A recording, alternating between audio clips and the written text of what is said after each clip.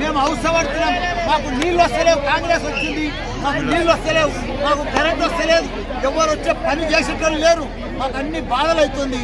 మాకు మా కేసీఆర్ ఉండగా ప్రతి తండాను గ్రామ పంచాయతీ చేసి పరిపాలన అధికారం అందరికి కూడా తండా వాళ్ళకు మన ఎస్టీలకు అందరికి ఇచ్చిన ఘనత మన కేసీఆర్. కాబట్టి మళ్ళా అన్ని మున్సిపాలిటీ తండాలన్నీ కూడా మున్సిపాలిటీలని మళ్ళా తండాలకే మా దగ్గర 5 ఎస్సీ సీట్లు వచ్చినాయి. మా చైర్మన్ కూడా ఎస్టీకే వచ్చింది. కాబట్టి వాళ్ళందరూ కూడా మాకు కేసీఆరే కావాలి. మాకు మళ్ళీ కేసీఆర్ వస్తే నీళ్ళు వస్తాయి, మాకు కరెంట్ వస్తుంది, అభివృద్ధి వస్తుంది. మాకు కేసీఆర్ ఉంటే 3000 పింఛన్ వస్తుండే, ఈ కాంగ్రెస్ నుండి మాకు 2000 పింఛన్ వస్తుంది.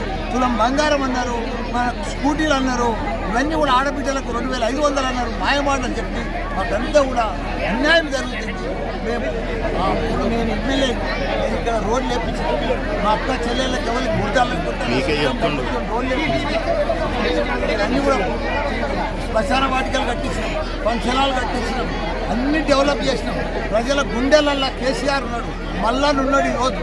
కాబట్టి తప్పకుండా ఇది వాళ్ళకు కూడా తెలుసు, వాళ్ళకి ఎక్కడ తెలుసు. కాబట్టి పెద్ద ఎత్తున మా యాదక్కను